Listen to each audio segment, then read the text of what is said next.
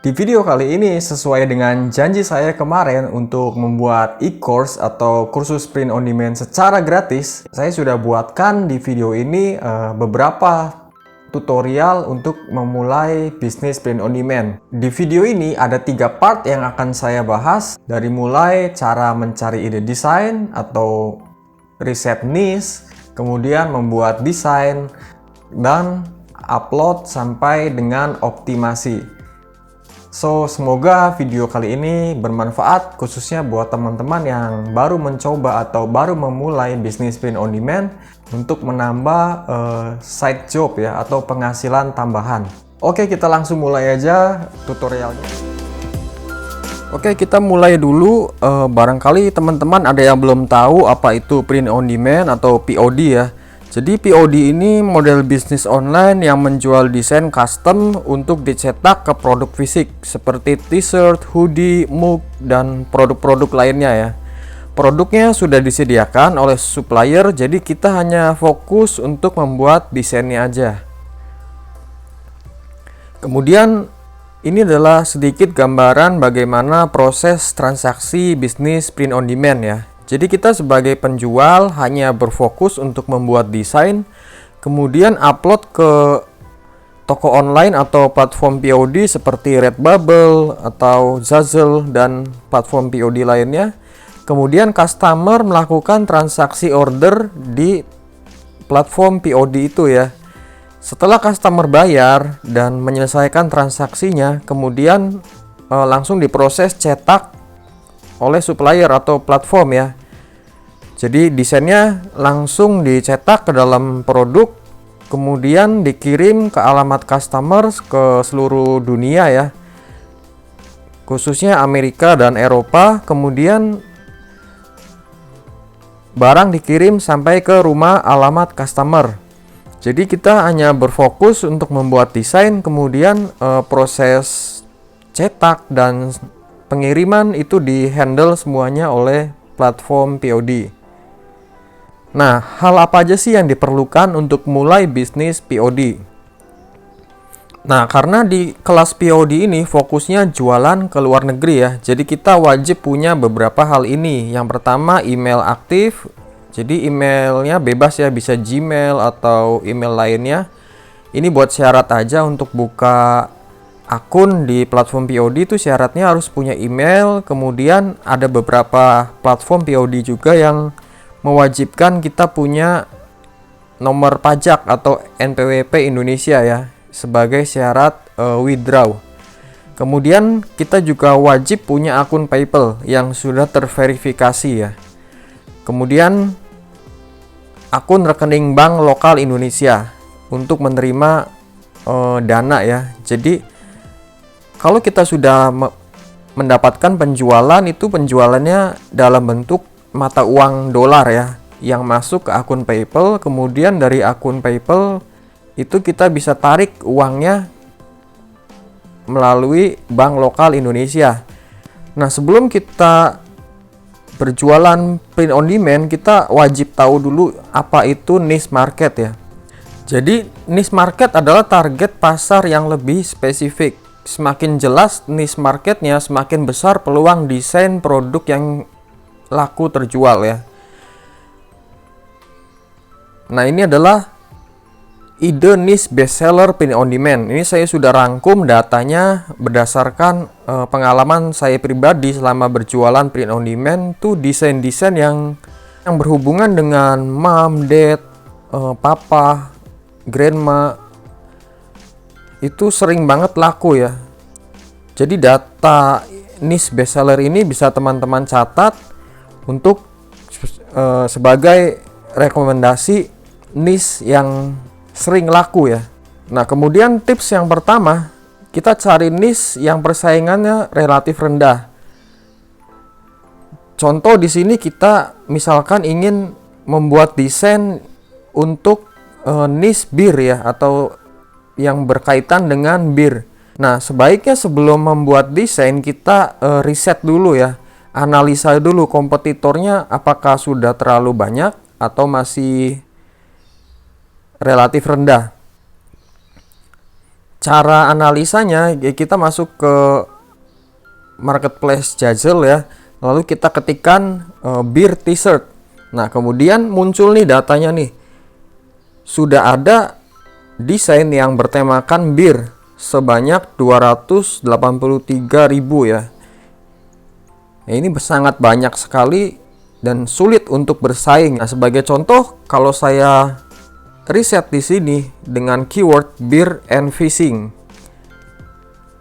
kemudian di sini keluar data cuman ada 9.500. Nah, artinya ini persaingannya jauh lebih sedikit. Jadi intinya kita bisa buat desain dengan konsep gabungan dua niche. Contohnya beer dan fishing, beer dan camping, atau dan lain-lainnya ya. Semakin sedikit jumlah yang desain yang ada, semakin besar peluang kita untuk masuk ke halaman pertama ya. Kemudian kita bisa riset desain yang lagi banyak dicari pembeli nih. Caranya kita masuk ke halaman zazzle.com. Kemudian ada menu trending di sini. Kita bisa klik. Nah, di menu trending ini ada event atau desain-desain yang lagi trending di Zazzle ya. Kemudian kita juga bisa riset desain yang lagi trending di Redbubble. Caranya kita masuk ke redbubble.com, kemudian arahkan kursor ke halaman search ya. Diklik aja di kolom search-nya, kemudian nanti otomatis muncul trending search ya. Itu ada yang seperti tanda panah kuning ini. Itu artinya keyword yang lagi banyak dicari oleh pembeli. Nah, yang ketiga, kita riset trending niche pakai tools Merge Informer. Jadi tools Merge Informer ini mempunyai fitur yang namanya niche hunter ya. Nah, fungsinya ini memudahkan untuk melihat data niche apa aja sih yang banyak dicari pembeli. Dan datanya ini selalu diupdate otomatis ya. Di sini kita bisa lihat keywords yang banyak dicari pembeli, kemudian ada search volume, berapa kali sih keyword tersebut dicari dalam waktu 1 minggu terakhir ya. Nah, di tools Merge Informer ini itu juga ada Merge Calendar. Jadi Merge Calendar ini fungsinya membantu kita untuk menemukan ide desain dari event-event yang ada di luar negeri. Misalnya ada event Pizza Day. Nah, biasanya orang bule atau orang luar itu merayakan event ini dan membeli desain yang berhubungan dengan topik pizza gitu. Sebelum event itu berlangsung, kita bisa membuat dulu desainnya, kemudian upload di platform POD ya. Tools Merge Informer ini adalah tools yang berbayar ya. Jadi ada paket berlangganan per bulan mulai dari $9,99. Khusus nih buat subscriber Business Print on Demand, ada diskon 20%. Jadi cukup bayar $7,99 aja. Dengan cara masukkan kode Business Print on Demand. Itu disambung ya, tulisannya seperti ini. Selanjutnya kita bisa riset trending keyword juga menggunakan tools Top Bubble Index. Nah, tools ini adalah tools gratis ya.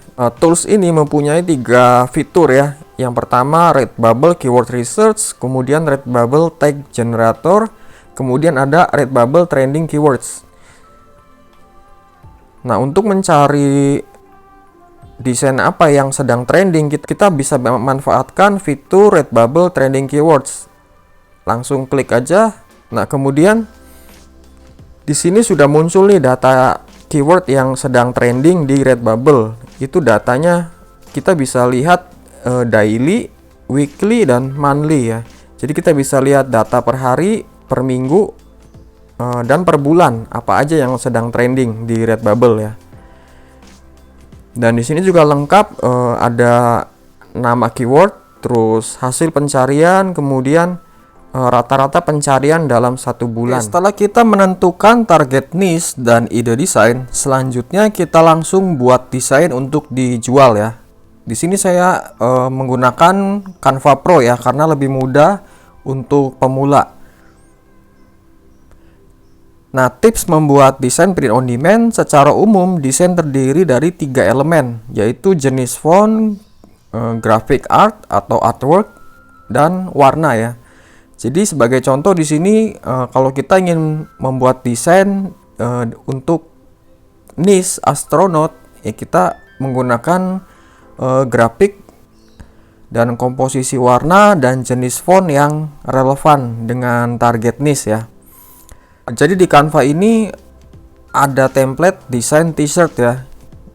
Jadi kalau kita ingin membuat desain t-shirt, kita langsung search aja di kolom ini dan ketikkan keyword t-shirt. Nah, kemudian ada banyak di sini desain t-shirt yang bisa kita pilih ya. Jadi template-nya ini kita bisa ubah ya. Kita pilih template-nya, terus kita ubah jenis fontnya, warna, dan artworknya. Kita bisa edit-edit juga sesuai dengan kebutuhan desain kita ya. Nah, sebagai contoh yang pertama, saya ingin membuat desain yang bertemakan untuk niche basketball. Nah, dari segi pemilihan teks, kita bisa perhatikan di sini. Saya ketikkan teks yang berhubungan dengan sport ya, dengan olahraga. Nah, ada banyak sekali di sini pilihan font yang relevan dengan niche yang saya target, yaitu basketball.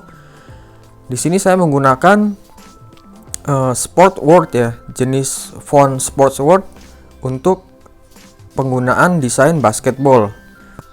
Kemudian untuk penambahan artwork atau grafiknya, kita bisa pilih di menu elemen ini di Canva dan ketikkan elemen apa yang mau kita cari ya. Sebagai contoh di sini saya menggunakan elemen basketball ring. Nah, ada banyak sekali nih pilihannya. Saya memilih yang ini sebagai contoh. Dan yang ketiga, pemilihan warna font ya. Saya memilih warna font yang sama dengan warna bola basketnya. Kalau sudah yakin dengan hasil desain yang sudah kita buat di Canva, kita bisa klik download, kemudian pilih file tipe yang PNG ya. Kemudian jangan lupa centang kolom transparent background ini. Kemudian klik download. Nah, ini contoh hasil desain menggunakan Canva Pro ya. Ada desain A dan desain B. Walaupun quotes desainnya sama, tapi jenis font, elemen desain, dan komposisi warnanya itu berbeda ya antara desain A dan B. Dan ini sangat mempengaruhi hasil penjualan ya. Jadi usahakan kita membuat desain tidak harus bagus, tapi harus relevan dengan niche yang ingin kita target. Baik, sekarang kita akan bahas cara penulisan judul dan deskripsi untuk produk print on demand ya. Jadi caranya kita masukkan judul yang sesuai. Misalkan kita desainnya itu tentang fishing, biasanya saya tuliskan judulnya itu sesuai dengan quotes desainnya, keep calm and go fishing. Kemudian di bagian deskripsi saya tuliskan kalimat seperti ini. Ini juga bisa membantu SEO ya. Tapi saran saya jangan menggunakan spam keyword atau pengulangan keyword yang diulang berkali-kali. Lalu yang kedua, cara penulisan teks, kita bisa gunakan bantuan Top Bubble Index. Di Top Bubble Index ini ada menu Redbubble Text Generator. Langsung kita klik aja. Nah, di bagian kolom search kita bisa masukkan keyword apa yang mau kita cari, misalkan fishing. Kemudian klik search text. Nanti akan muncul hasilnya banyak sekali seperti ini. Nah, karena di platform POD itu ada pembatasan ya, jumlah teks yang bisa kita gunakan tuh sekitar 15 sampai 20 teks aja. Jadi kita harus saring lagi sendiri secara manual teks mana yang kira-kira lebih relevan dengan desain kita. Tips mendapatkan order pertama atau pecah telur ya. Jadi fase yang pertama yaitu testing, menemukan winning design. Desain mana yang bakal booming kita kan belum tahu ya, karena mungkin pemula yang baru pertama kali jualan. Jadi saran saya buat beberapa desain untuk masing-masing niche, topik atau event. Kemudian gunakan judul, deskripsi, dan teks yang relevan. Nah, jangan lupa konsisten upload setiap hari ke Redbubble, Zazzle, atau boleh juga upload ke platform POD lainnya dengan desain yang sama. Itu nggak masalah ya. Jadi banyak sekali teman-teman yang khawatir dan bertanya, boleh nggak kalau kita udah upload desain ke platform A, kemudian kita upload lagi desain yang sama ke platform B?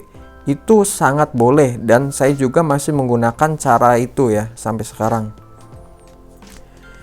Kemudian fase scale up. Ketika kita sudah mendapatkan order, misalkan nih order yang laku nih tentang niche grandpa ya. Biasanya saya cari informasi nama panggilan lain untuk grandpa dalam bahasa Inggris di Google search grandfather synonym. Jadi ini nama panggilan lain untuk kakek ya. Jadi kita di Indonesia juga orang panggilan kakek itu macam-macam ya. Begitupun di luar negeri ya, panggilan kakek itu walaupun artinya sama tapi ada penulisannya yang berbeda. Nah, kita bisa manfaatkan desain yang sudah laku terjual, kita bikin desain yang serupa, kemudian grandpa-nya kita ganti dengan granddad, grandpop, atau granddaddy. Nah, ini saya sudah coba cara ini dan berhasil mendapatkan penjualan. Kemudian scale up yang selanjutnya kita bisa gabungkan dengan niche hobi. Kita caranya riset dulu di Google dengan keyword grandpa hobi ya. Nah, di sini ada top hobby ideas for older people. Nah, jadi kita bikin desain baru yang menggabungkan konsep desain grandpa dan hobi, misalkan grandpa golf atau olahraga lainnya. Kemudian yang ketiga, buat akun sosmed untuk masing-masing niche ya. Kita bisa manfaatkan traffic gratis dari sosial media, membuat akun di Pinterest, Instagram, Facebook, atau TikTok.